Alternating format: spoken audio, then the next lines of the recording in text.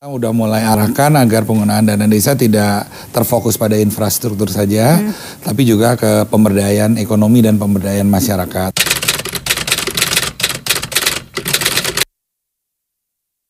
Kita dapat MURI 2, satu pembangunan infrastruktur desa terbesar dalam sejarah Indonesia, kedua kali menggalang investasi ke desa-desa terbesar dalam sejarah Indonesia.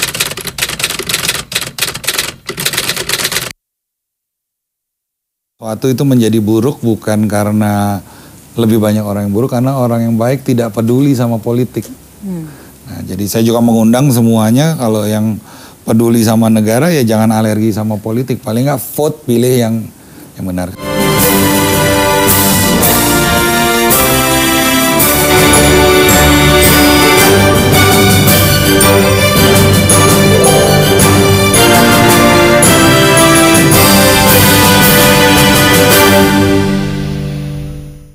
Pemirsa, bicara tentang desa, pikiran kita tentu membayangkan udara yang segar dengan sumber pangan yang berlimpah.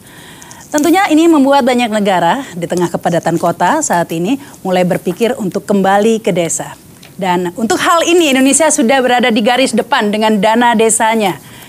Pemerintah terus mengenjot alokasi dana desa ini. Untuk 4 tahun terakhir ini sudah dialokasikan 187 triliun rupiah. Dan angka ini akan terus meningkat setiap tahunnya. Namun apakah dana desa ini juga dibarengi dengan pemberantasan kemiskinan dan juga peningkatan kesejahteraan masyarakat desa? Tentunya ini masih menjadi PR ya untuk dijawab. Dan kali ini kita beruntung karena kita sudah bersama langsung ini ya dengan Bapak Menteri Desa Pembangunan Daerah Tertinggal dan Transmigrasi. Terima kasih Pak Eko. Apa kabar? Ya, Mamita. Nah, ini terima kasih ya sudah meluangkan waktu nih ya di tengah-tengah kesibukan ini. Mungkin kita bisa berbincang-bincang ini ya Pak Eko. Aja. Ya, baik. Tentunya yang paling menyorot dari Menteri Desa ini Pak ya. Sekarang kan memang kata Jokowi kan membangun daerah dari pinggiran begitu. Ini sudah dibuktikan dengan komitmennya di dana desa. Namun penyerapannya nih Pak, sudah sejauh mana selama ini?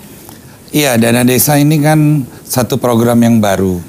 Bukan hanya pertama di Indonesia, tapi juga mungkin pertama di dunia. Di mana desa dikasih kesempatan bukan hanya untuk mengelola administrasi pemerintahannya saja, tapi juga untuk mengelola pemberdayaan ekonomi dan pemberdayaan masyarakat. Untuk itu pemerintah mengalokasikan dana desa yang cukup besar. Tahun pertama dialokasikan 20,67 triliun. Tahun kedua dinaikkan lagi oleh Pak Jokowi menjadi 46,98. Tahun ketiga dan tahun keempat dinaikkan menjadi 60 triliun.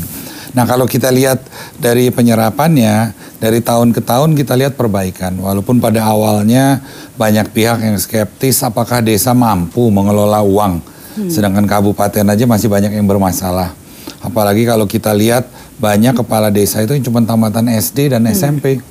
Nah, tapi Pak Jokowi percaya bahwa Indonesia yang besar, yang terdiri dari 74.957 desa, yang tersebar dari Sabang sampai Merauke, dari Rote sampai Miangas, yang tersebar di 17.000 pulau, tidak mungkin pemerintah pusat bisa tahu kebutuhannya desa. Jadi kita masih harus mulai mengajari dan memaksakan agar desa bisa menjalankan pembangunan sendiri. Sudah sejauh mana nih penyerapannya berapa persen begitu Tahun Pak? pertama memang baru cuma 82% Mbak Rahma. Tapi Pak Jokowi orangnya kan selalu positive thinking beliau.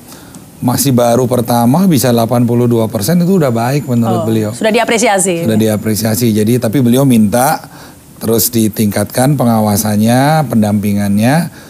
Dan tahun kedua dinaikkan 2 kali lipat lebih dari 20,67 menjadi 46,98 triliun. Dan ternyata beliau benar, jadi perangkat desa, masyarakat desa kalau didampingi dan diawasi dan dibantu, penyerapannya naik dari 82% menjadi lebih dari 97%. Sudah 97% ya? Tahun ketiga dinaikkan lagi oleh Pak Jokowi jadi 60 triliun dan penyerapannya hampir 99%. Ya, tapi penyerapan yang tinggi ini tadi itu apakah dibarengi dengan peningkatan kesejahteraan atau mengentas kemiskinan? Karena banyak loh orang desa itu yang belum ngerti apa sih itu dana desa. Seringkali dana desa hanya bangun balai desanya aja yang lebih bagus, tapi tidak tepat sasaran. Nah, apakah sudah cukup tepat sasaran penyerapan tadi? Benar, nanti tolong datanya ditampilkan juga. Jadi 3 tahun terakhir ini desa mampu membangun ternyata lebih dari 100 27 km jalan desa. Ini belum pernah terjadi dalam 70 tahun Indonesia merdeka. Desa mampu membangun lebih dari 102.000 unit MCK. Karena banyak desa-desa yang juga masih belum mempunyai MCK. Desa mampu membangun lebih dari 32.000 km drainase. Nah, impact-nya apa? Desa juga mampu membangun puluhan ribu unit turap penahan tanah longsor. Dan puluhan ribu PAUD, polindes, posyandu, sarana air bersih, dan lain-lain sebagainya. Nah, datanya nanti bisa ditampilkan. Nah, itu impact-nya apa? Nah, kita bisa lihat 3 tahun terakhir ini terjadi penurunan angka stunting. Stunting itu banyak balita yang kekurangan gizi sehingga dia tidak bisa tumbuh, bukan hanya secara fisik tapi pertumbuhan otaknya tidak bisa maksimal, sehingga kalau itu tidak diberantas itu akan menjadi masalah karena mereka tidak bisa sekolah lebih dari kelas 6 SD. 3 tahun ini turun dari 37% menjadi 27%. 27% masih tinggi, Mbak. Tapi kalau proses ini kita bisa pertahankan konsisten, 6 tahun lagi kan sudah nggak ada stunting. Kemudian juga kita lihat biasanya di Indonesia setiap musim hujan terjadi wabah demam berdarah. Nah, dengan dibangunnya drainase yang begitu masif, lingkungan menjadi bersih, kita nggak dengar lagi 2 tahun ini ada berita-berita di media ada wabah demam berdarah. Di Indonesia biasanya terjadi ratusan kasus tanah longsor yang menelan korban ratusan atau ribuan jiwa. 3 tahun ini di bawah 10 kasus tanah longsor, itu berapa ribu nyawa terselamatkan. Dan biasanya setiap tahun itu terjadi kebakaran hutan kan. Iya. Nah, dengan dibangunnya dengan dana desa dan dibantu sama kementerian lain, kita membentuk yang namanya Desa Mandiri Peduli Api, juga didukung oleh dunia usaha juga. 2 tahun ini kita tidak melihat ada satu kebakaran hutan yang signifikan. Jadi impactnya cukup besar. On top dari itu kita juga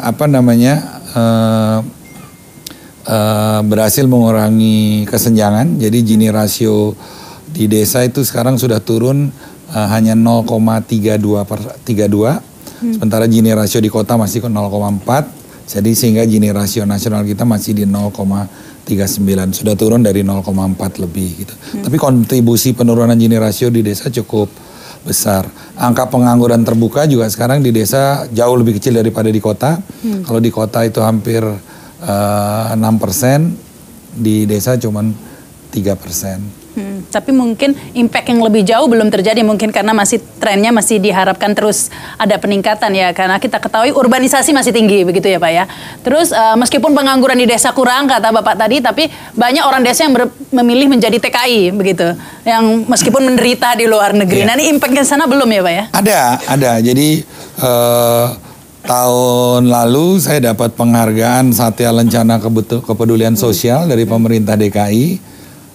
Karena saya Kementerian Desa dianggap programnya dapat dianggap mampu mengurangi urbanisasi di DKI. Konon berkurang 200.000 atau berapa, nanti bisa dicek ke Pemda. 200.000 kalau kita. 200.000. Meskipun itu tidak terlalu signifikan ya Pak ya. Itu kan baru DKI aja, belum kota-kota lainnya gitu kan. Iya. Kayak di Pandeglang. Di Pandeglang kita juga ada program Prukades. Ya, di tahun 2015 di Pandeglang itu dari 326 desa, ada 154 desanya yang masuk kategori tertinggal. Dengan program Prukades dan dana desa ini, tahun lalu desa tertinggalnya di Pandeglang sudah turun dari 154 menjadi 76. Saya yakin mudah-mudahan pertengahan tahun depan sudah tidak ada desa tertinggal lagi di Pandeglang. Dan banyak contoh-contoh desa-desa lain. Sampai separuh begitu ya Pak ya. Tapi ini kriteria yang maksud desa tertinggal itu seperti apa maksudnya? Jadi kalau di Bappenas itu ada kriterianya, desa itu dalam kategori tertinggal, satu dari sisi pendapatan, kedua dalam sisi ketersediaan sarana infrastruktur dasar. Misalnya MCK, sarana air bersih, polindes, PAUD, sekolah dan lain sebagainya. Itu ada kriterianya yang kita ngikutin kriteria yang sudah ada. Pemerintahan Pak Jokowi ini kan ditargetkan sampai tahun 2019 menurut RPJM itu harus berhasil dari 20.000 lebih desa tertinggal di tahun 2015 harus berhasil mengentaskan 5.000 desa tertinggal menjadi desa berkembang. Alhamdulillah, karena selain dana desa, program desa ini juga didukung dari berbagai kementerian, dunia usaha dan perbankan. sampai dengan April tahun lalu sudah terentaskan hampir 10.000 desa tertinggal menjadi berkembang. Jadi targetnya sudah terlampaui. Kemajuannya sudah terasa. Tapi kalau tadi dilihat data Bapak ada 127.000 kilometer jalan desa tersambung, ada berapa ribu MCK dan lain sebagainya. Tapi itu angka-angka itu dibandingkan dengan masih banyak ribuan lagi jalan yang belum tersambung, itu berapa persennya begitu Pak? Masih ada dengan 187 triliun begitu, masih ada berapa banyak lagi sebenarnya yang belum tersambung jalan desa dan lain sebagainya. Begini, Mbak Sarita mudik nggak kemarin? Mbak Rahma mudik nggak? Iya. Mudik ya. Sekarang diperhatikan nggak jalan desa lebih bagus dari jalan kabupaten? Nah, coba kalau dicek jalan desa sekarang udah rapi, tapi jalan kabupaten yang tergantung mudiknya kemana ya? Tergantung mudiknya kemana. Tapi rata-rata sekarang dari sisi infrastruktur desa jauh lebih baik ya.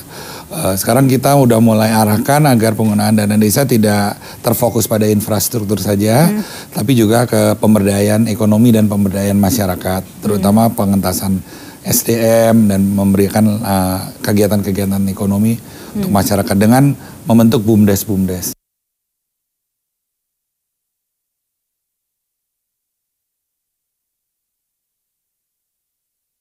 Nah, kita akan lanjutkan lagi itu ya Pak Eko ya, karena seperti apa nih fokus dana desa yang diharapkan tentunya mengentaskan kemiskinan ini ya. Bagaimana strategi dari Kementerian Desa ini, kita akan lanjutkan lagi pemirsa setelah pesan-pesan berikut.